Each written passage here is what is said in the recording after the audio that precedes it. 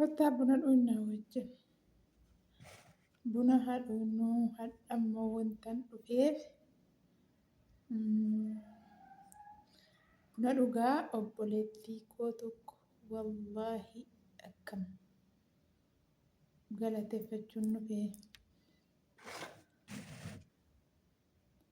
waan itti danfadhe dhufe qofaa laaltanii itti kolfitan jedhee taan achi bute. Tu argitanii waan itti danfadhe dhufe.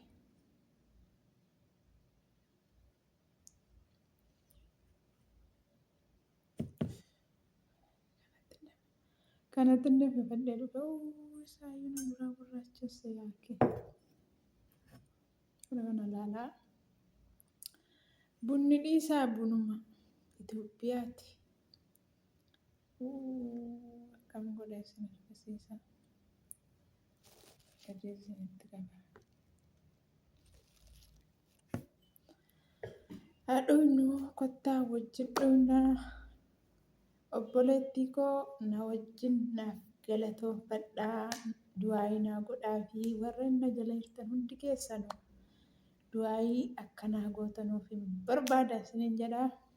Salaamataan dagannee.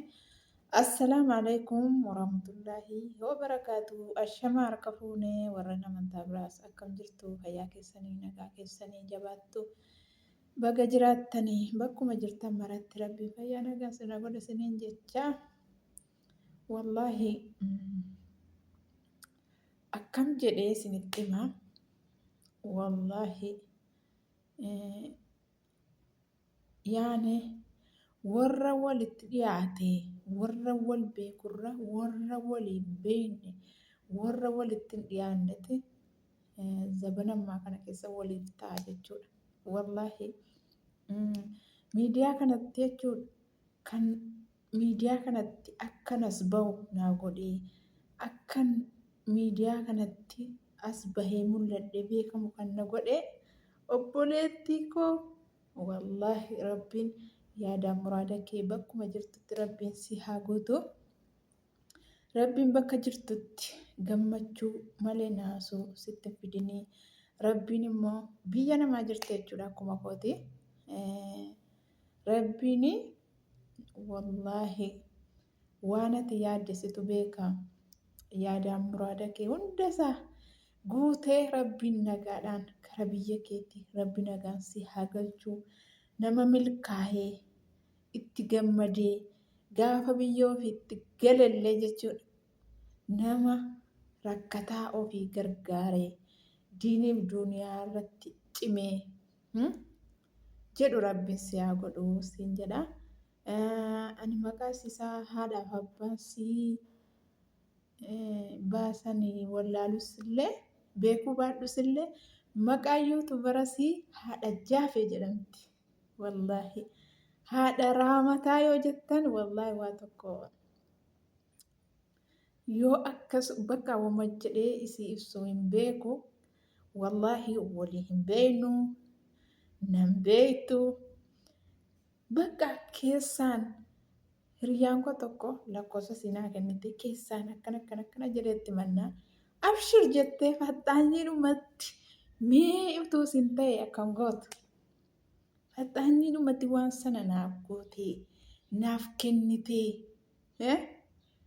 wallaahi kunoo hadha jechuudha. Itti gammadee hordoftoota kanaan wal baree hordoftoota hamma kana horadhee wallaahi Oromoo koo saba bal'aa kanaan wal baree yeroon dabbarame yeroo hin jiramitti cinqiin biyya namaa kun himameen numu waan ta'eef dhufee yoon isin biratti illee rakkoo koo kana himadhe wallaahi akka waan ani aalii kootti akka waan ani haadhaaf abbaa kootitti himadhe narraa caba jechuudha.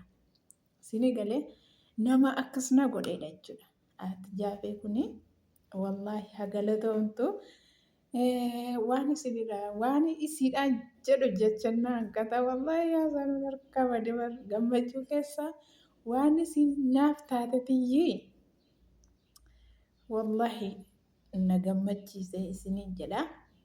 warreen na jala jirtan hundi keessan warreen na jaallattan deemaa yuutuubnis haadha jaafee jedhu laayikii sheerii sabiskiraayibii godha. Wallaahi mucaan sun jechuudha nama akkam colleedhasii nama akkam gaariidhasii nama bakka guddina namaa jaallatu wallaahi nama jechuudha bakka karaa guddinaatti nama harkisuudhasii wallaahi laazim su tokkotti dantaasiiti maaltu narra kaa'e maaltu inuma argaarrayyu wallaahi maaltu narra kaa'e maaltu na darara jiruu biyya namaatti wajjin maaluma na darara sagalee namaafuyyuu hin deebisu jechuudha nam tokkotti sinii galee wallaahi sagaleedhuma namaafuu hin deebisu hojii bizii na godhe maarreen ta'e akkasin ta'e bakka wanti inni haasa'u waan ija hin qabne jechuudha diiggannaa isaa bakka ija hin qabne dhufee akkasin ta'e hojii bizii na godhe kanaafan deebisuu didee akkas isiin kun immoo jechuudha wallaahi isiin kun immoo jechuudha isa hojiin arabaa akkam arabni biraa iyyitee arabni kana godhiidhaaf gurratti duuchitu jechuudha. Sagalee isin namaa qabdu keessattuu isaa arabni biraa wocitu jechuudha. Namaaf deebiftii jechuudha. Maaliif nama gaarummaan ofumaafi namni hin beeku malee yoo gaaromte yoo namaaf kara gaarii hawwite rabbiin illee karatti hin beekne wallaahi karatti hin beekne rabbiin illee yaadaan muraada keessii guuta. Yoo ta'e fakkeenyaaf kaatee nama tokko gargaarte gargaarsi kun maallaqa qofaa miti obboleeyyaa wallaahi maallaqa qofaa miti ilaame feen gaariin karaa sirriirrayyuu nama kaa'uunu sadaqaadha jechuudha. Maallaqa qofaa osoo hin taane isiin kun immoo karaa hundaanuu nama gargaaruudha wallaahi laazim karaa hundaanuu namni itti siqeefai jechuudha wallaahi nama isitti matee waan tokko isitti matee irraan dhabu jechuudha akkuman argettu kanaaf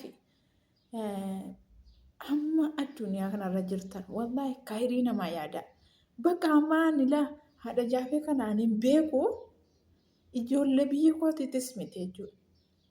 Ani hin beeku garuu hammachi ilaa umurii kootii jechuudha wallaahi hamman jiraadhu haadha jaafeetii eebba malee jechuudha gammachuu koo isiidhaaf qoodee isiinillee eebba argachuu malee na biraa hamman gaafa jirutti maaliif tola ooltummaa sinnaa oolte jechuudha na keessaa maduu jechuudha sinii galee otuu gaafas immoo waan kana naan goone ta'e wallaahi silaa maaltu si yaada ta'e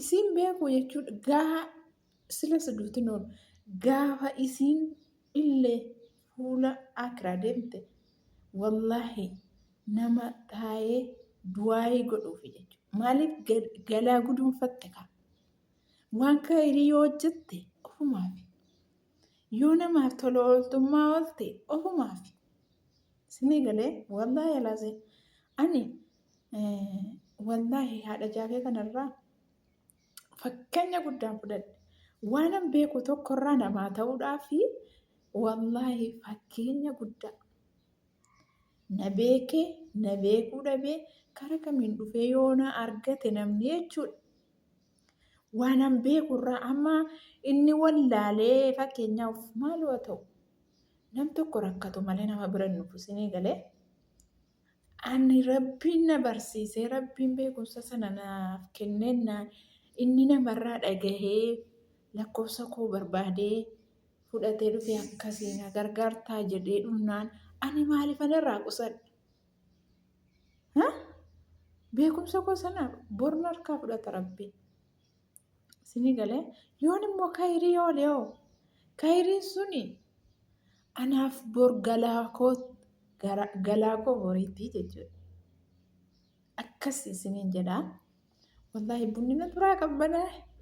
Ani galata sii mee fixee jechuu hin danda'u irrumaa xiqqoo isinii ibsaa jedheetanii buna immoo asuma na dhuun.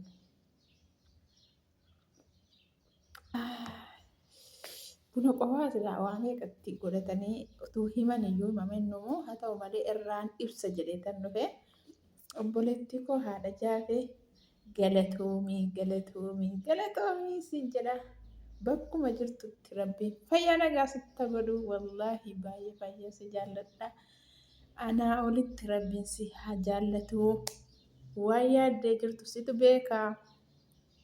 Yaadaan muraada kee rabbiin si haa guutuu siin jedha obboleettii koo qaalii. Wallaahi nuuf hundaafuu waa hunda akka nu sirraa barannu nu gootee siin jedha.